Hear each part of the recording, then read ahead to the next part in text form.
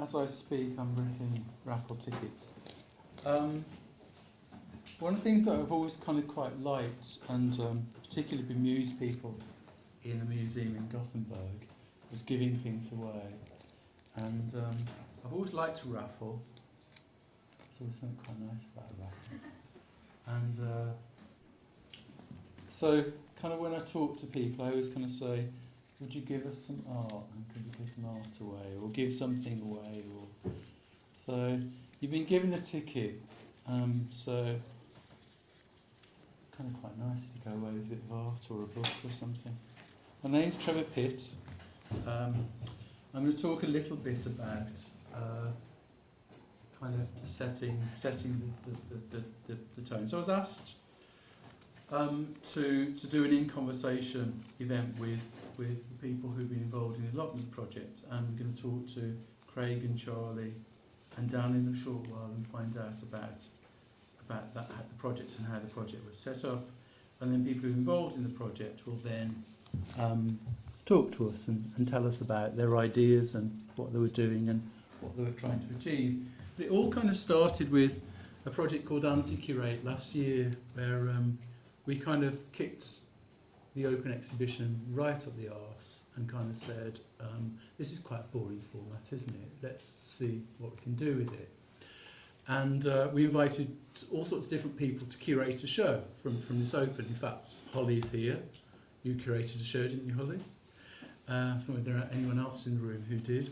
And it was kind of quite interesting, because then it didn't just become about the artwork, it became about how the artwork got presented, arranged, conceptualised, thought about, which is very different from an open exhibition. It's usually, let's bring in our star curators, and it's marvellous because you've been selected by them.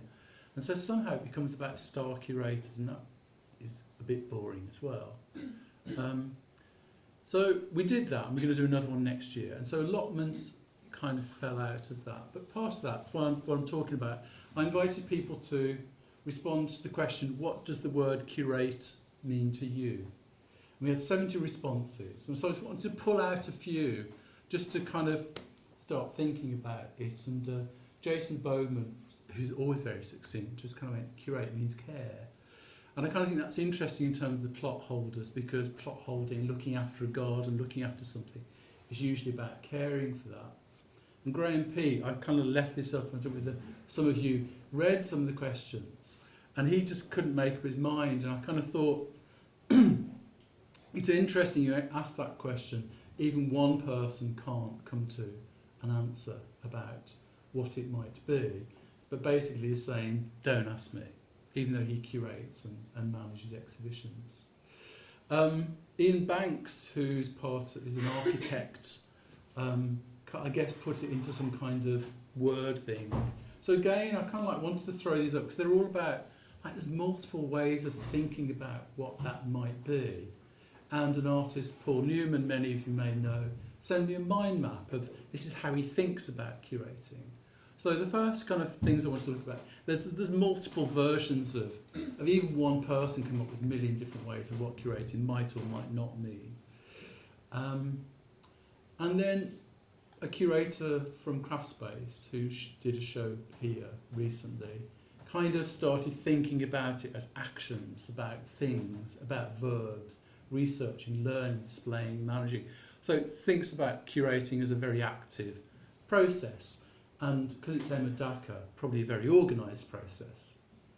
And Jeannot Projects, who worked on the Anti-Curate show, kind of simplified things down to that statement, which I like.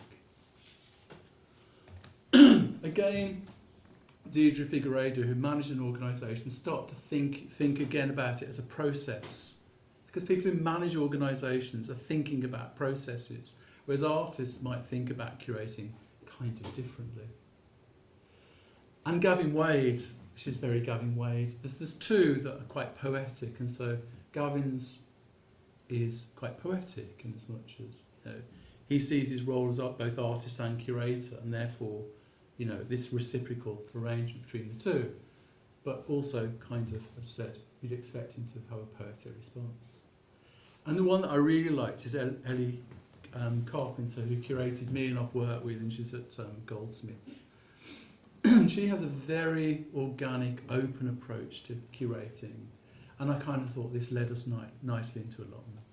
So I'm going to invite the people who kind of got this whole thing ball rolling to come and join me. Well, in fact, the three of you are going to have to squidge on my bench.